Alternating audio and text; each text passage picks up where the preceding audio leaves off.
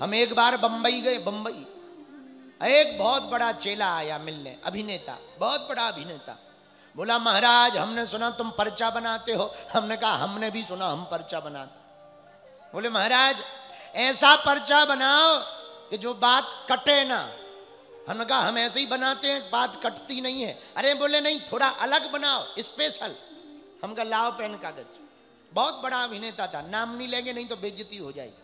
हमने पेन कागज लिया, कुछ लिखा, हमने दिखाया। हम कह लो ये जो हमने लिखा है ये कटेगा नहीं। बोले क्या लिखा? हमने कागज पे लिख दिया मरना तय है, तेरे बाप में दम हो तो काट दे। हाँ, जन्म के बाद कुछ तय हो या ना हो पर एक बात तय है। पूछो क्या? जो जन्मे सो निश्चय नासा। जो जन्मे सो नासा।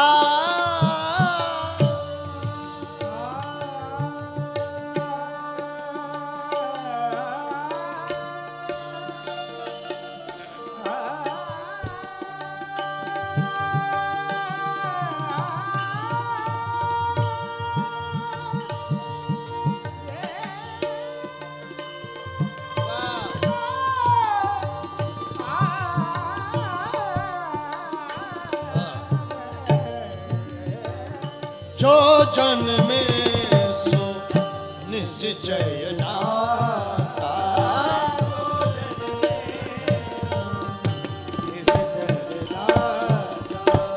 जो नासे सो पुनः प्रकाशा। जो नासे जो नासे सो पुनः प्रकाशा। जो जन्मे सो निश्चय नासा। ओ सीताराम सीताराम सीताराम।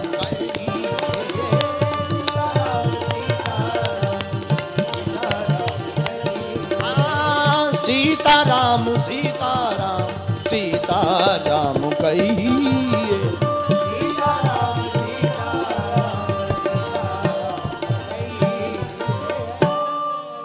जो जन्मे सो निश्चय नासा, जो नासे सो पुनः प्रकाशा। गोस्वामी तुलसीदास जी रामायण में कह रहे हैं भैया जो जन्म लेगा वो मरेगा, जो मरेगा वो फिर से जन्म लेगा। पर ये पक्का नहीं कौन सा जन्म लेगा। बढ़िया कर्म करोगे तो आदमी बनोगे, और आदमी बनोगे तो कौन? बोले भारत के तो सबसे बढ़िया है। कहीं यदि चाइना में पैदा हो गए तो चिंग चोंग चाइन चोंग चमह चोंग करोगे।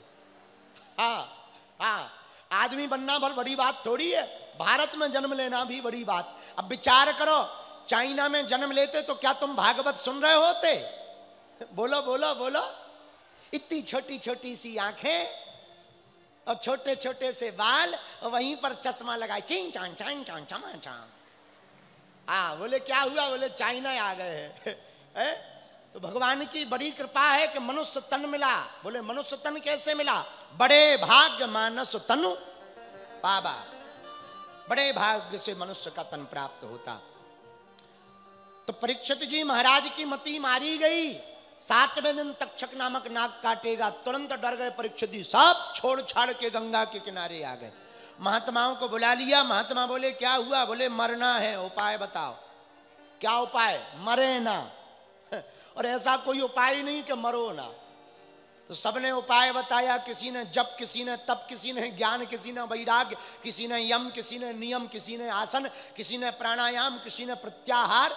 जिससे जो उपाय महात्माओं से बना सो बताया, पर कोई पर्टिकुलर उपाय ना मिला कि करना क्या चाहिए। उसी समय परीक्षित जी की दृष्टि गई।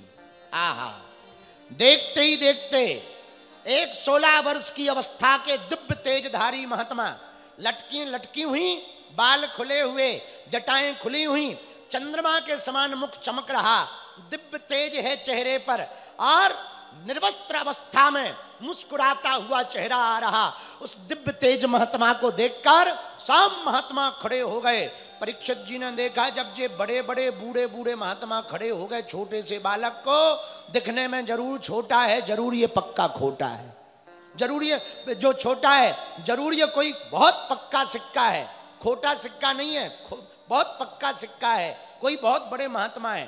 तुरंत परीक्षित जी खड़े हो गए और चरणों में गिर गए, महाराज आपकी जय हो। और कौन है ये? कोई और नहीं, बोलो सुखदेव जी महाराज की जय। साक्षात स्वयं श्री सुखदेव जी प्रकट हुए। महाराज जय हो, कल्याण हो। महाराज जिसकी मृत्यु निश्चित हो उसे क्या करना चाहिए? एसाम संस्मरणात्। महाराज जिसकी मौत निश्चित हो उसे क्या करना चाहिए? जिसकी मृत्यु 7वें दिन निश्चित हो उसे क्या करना चाहिए? लो सुनो ध्यान से, शिवपुरी वालों, ये 7 दिन का जो प्रश्न है ना, ये केवल परीक्षित जी का नहीं है, हमारा तुम्हारा भी है। क्योंकि जिन लोगों ने जन्म लिया है वो 7 दिन के अंदर ही मरेंगे। चाहे सोमवार को मरो, चाहे मंगलवार को, चाहे बुधवार को मरोगे तो 7 दिन के ही अंदर। अब भाई शिवपुरी वालों का कोई 8वां दिन हो तो बजरंगबली जाने है। 7 दिन के बाहर कोई मरता है कि अंदर? बोलो बोलो बोलो, 7 दिन के अंदर ही मरता ना। तो भैया ये प्रश्न केवल परीक्षित जी का नहीं, सबका है। प्रश्न क्या? महाराज म्रियमाणस्य किम कर्तव्यम, मरने वाले व्यक्ति का कर्तव्य क्या है? जिसकी मौत निश्चित हो उसे क्या करना चाहिए? जो 7 दिन के अंदर मरने वाला हो, 7वें दिन, उसे क्या करना चाहिए? परीक्षित जी की बातों को सुनकर सुखदेव जी बोले, राजा न तुमने बैठने को पूछा, न पानी को पूछा, सीधा प्रश्नों की झड़ी लगा दी। परीक्षित जी बोले, महाराज हम आप जैसे महात्माओं को जानते हैं, 2 घड़ी से ज्यादा कहीं नहीं टिकते। कहीं हमारे उत्तर दिए बिना ही चले गए तो आफत हो जाएगी। देखो प्रश्न तो तुमने बहुत सुंदर किए, अब हम उत्तर देने यहीं बैठ रहे। वहीं सुखदेव जी बैठ गए, परीक्षित जी सुनने लगे, सुखदेव जी कहने लगे। यहीं से भागवत प्रारंभ हो गई। बोलो भागवत भगवान की जय। वरीयाने सते प्रश्न कृतो लोके हृतो नृप